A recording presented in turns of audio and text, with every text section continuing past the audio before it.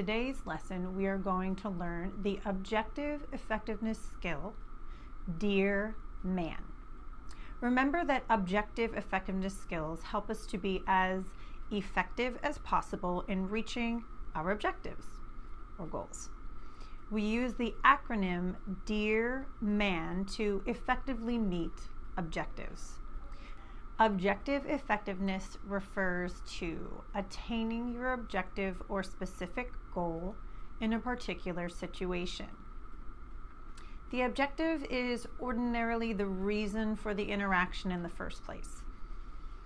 Objective effectiveness skills are really the same as assertiveness skills. Several types of situations call for objective effectiveness or assertiveness. Getting others to do what you ask them to do, saying no to unwanted requests and making sure that your no is heard, resolving interpersonal conflict or making changes in relationships, getting your rights respected, and getting your opinion or point of view taken seriously. So what does Dear Man have to do with objective effectiveness? Dear Man is an acronym for the actions of this skill. First, D for describe. Begin by briefly describing the situation you are reacting to, the facts. Just like you did when you were being mindful, you observe and describe. You don't interject judgment. You can be more assertive when you know the facts because you've reviewed them through describing. Describing helps the other person get oriented to the events leading to your request, refusal, opinion, or point of view. Sticking to objective facts helps both get on the same page and begin a pattern of agreement. If the other doesn't agree on the basic facts, you know that your assertion might not be well received or successful. If you have some fear around whether or not there will be conflict or disagreement with your version of the story or events, it can be very difficult to describe accurately. Consider what a third party might have observed. That way, it's not your particular view or lens you were looking through, or the particular view or lens of the other, but someone outside of the situation. You might even go so far as to consider what you have proof of, as if you were in a court and you were presenting evidence. Examples might be, this is the third time you've asked me to borrow money this month. Or, we've been dating for 2 years and you have not asked me to marry you. It's a great idea to take notes, rehearse, role play, or practice your description in any other way. The objective of this description is to get the other on the same page. E, express clearly. This is an expression of feelings or what you believe about the situation. First, you speak the objective truth, the facts. Now you express feelings or beliefs clearly. You can't expect someone to read your mind about how you feel. You could, for example, give a brief rationale for why you were requesting something or why you were saying no. Expressing clearly is important because when you share how you feel or your personal reaction to a situation, you're making it easier for the other person to understand what you really want from the interaction that you're having. This can show the other person what's important to you and can have them potentially become interested in the situation that you are in. Sharing your feelings and beliefs creates vulnerability, and it also has the advantage of providing important information about your feelings and beliefs to the other person.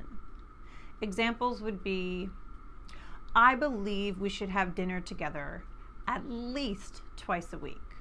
Or, I am very worried about whether or not I'm going to get this job.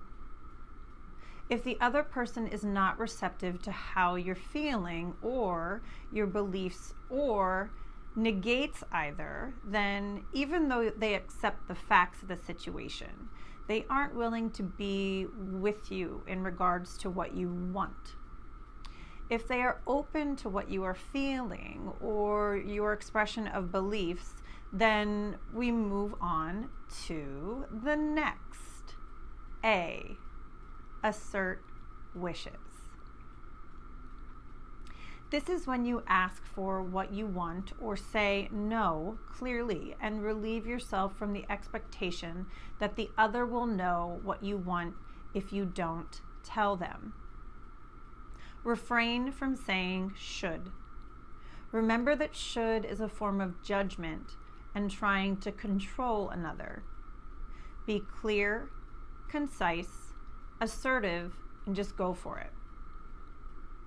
Examples include, can you make the time to have family dinner twice a week?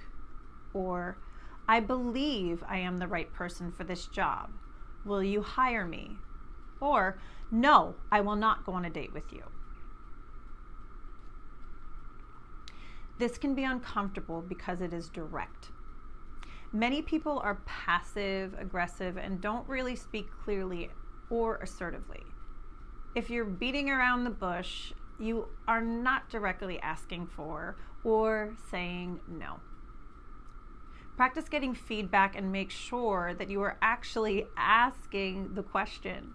Many people get confused between expressing and asserting. You can't just say what you feel or believe. You need to ask. Asking is different than demanding. Some people believe that you shouldn't ask. You should tell people. And it's sort of weak to be in the position where you're asking and someone can say no to you or disregard your no. People don't need to be told. You have to be open to whatever response they give you. If this person is a no or not accepting of your no, letting it go and moving on is important as a skill too. R, reinforce. If you have asked your question or said no to a person, you need to reinforce it. Identify a reward or positive result that would happen if the other person gives you the response that you want. This takes into account the other person's point of view and what they are motivated by, and it makes connections between what you're asking for and what they want. You could also offer to do something for the other person in exchange for them doing something for you. At least you can appreciate them after they do something consistent within your request.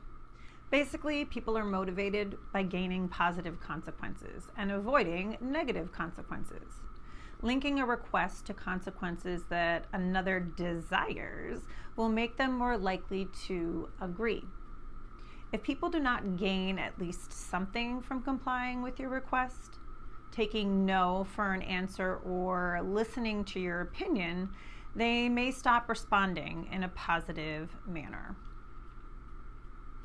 Examples include, I would really appreciate you agreeing to have dinner with me twice a week. I'll cook whatever you would like at least one of those days. Or, if you hire me for this job, you'll have a seasoned employee that you can count on. That frees you up time so you don't have to micromanage.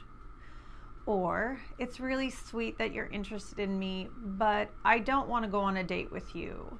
I am being direct to free you up for other options, as I know it is very important for you to find a partner. We want to remember that we don't tell people that it's good or bad, but rather the consequences. If you do this, you'll get this. That's very different than you'll be a good person or you'll be a bad person or you'll do the right thing or you'll do the wrong thing. This is definitely worthwhile to practice. You want to be prepared with a positive consequence just in case you sense some wavering when you are describing or expressing. Reinforcing is fortifying your request, and it improves the odds that the other will be in agreement with what you are asking. M, stay mindful. You learned your mindfulness skills. Here, you want to stay mindful of your objective in the situation. Try not to get off track. Maintain your position and avoid being distracted. There are two useful techniques here. One is called the broken record, and the other is called ignoring attacks and diversions. Broken record is continuing to ask, say no, or express your opinion over and over and over. This can mean you start with the whole script again from the top or from any part that seems to make most sense. Keep saying the exact same thing. The idea is you don't have to think about something different to say. Try to stay neutral or mellow in your vocals as you speak. It's more about strength and persistence of maintaining a position than getting heated or emotional. Sometimes people attack, threaten, or try to change the subject. To ignore their threats, comments, or attempts to divert you, just keep making your point. Don't take the bait. I like to say that the healthier person determines how the relationship goes. If someone's taking pot shots or trying to be less effective, then you have to maintain your stance. Not getting distracted means that you don't pay attention to the other person attacking you. If you did, you'd give them control. If you respond to those attacks and get rustled up, you often lose track of your objective. When that happens, the other person has control of the conversation. If you respond to attacks in any way or let them divert you in the slightest, you're reinforcing attacks and diversions. They are then likely to occur more often as the other will realize that they work. If you do need to talk to the other about how they are treating you, wait until after you are complete with this objective effectiveness. Approaching the subject at another time would be best. So, you described, you've expressed how you feel and what you believe. You have asserted your wishes, and you have stayed mindful of what the objective is, which brings us to the second A of Dear Man. Appear confident. Take a confident stance. Both feet on the floor, shoulders down, chest raised like you're proud. Use a confident voice and make appropriate eye contact.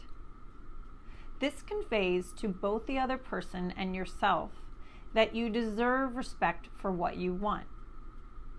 Practice so you don't stammer or have a quiet tone of voice or stare at the floor or have a posture that's somewhat close to retreating.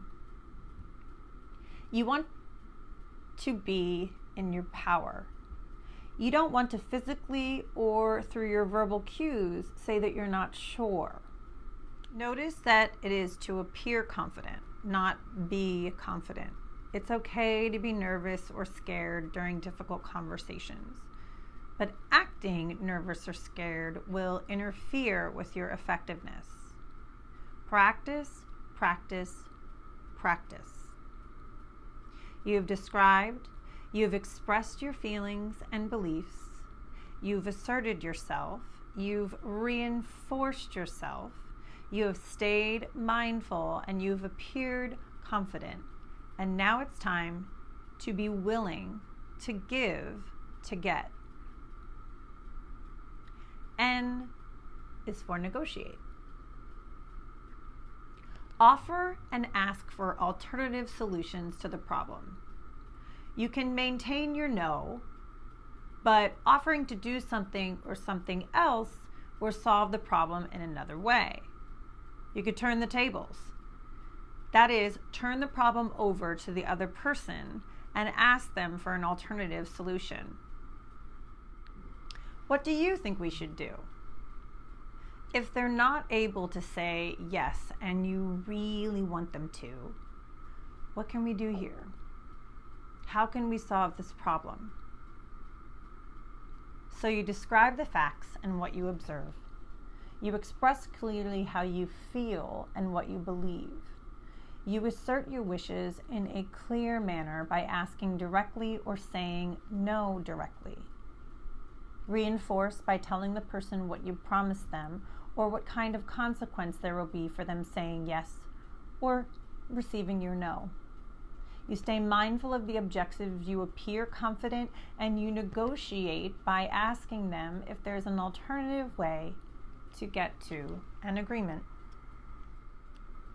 If you're presented with a situation that is difficult, you can focus these skills on the other person's behavior in this moment. If the broken record and ignoring didn't work, make a statement describing what is happening between you and the other person right now. Don't accuse them of having a motive. Expressing feelings or opinions about the interaction could happen in the middle of an interaction that's not going well. You express your feelings of discomfort. You can use asserting your wishes in this situation if the request is being refused. You can suggest that you put the conversation off until both of you are in a different or just better headspace.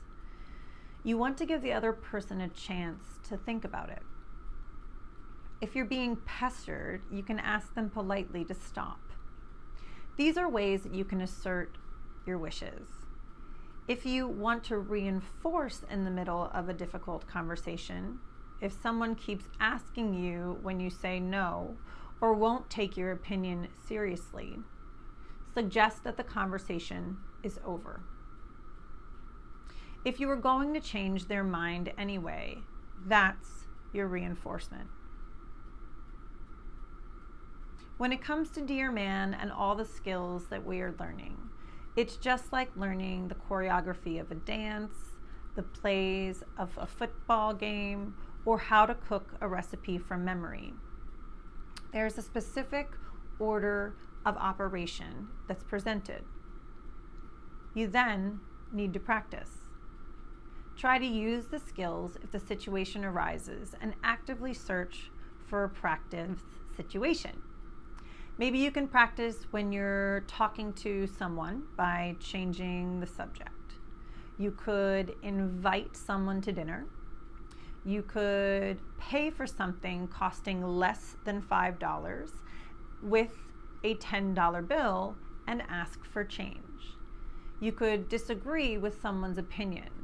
You can ask someone to help fix something or ask someone you don't know what time it is. All of these are examples where you can apply the steps of Dear Man. Obviously, if you're asking someone what time it is, you're practicing being assertive. You don't have to go through describing, well, I don't have a watch, and you know it makes me feel like I might be late, and that makes me nervous. So if you could tell me what time it is. Don't do that. Although that would be describing and expressing. Practice each step in different ways and then make your script for situations where you really want to get an objective met.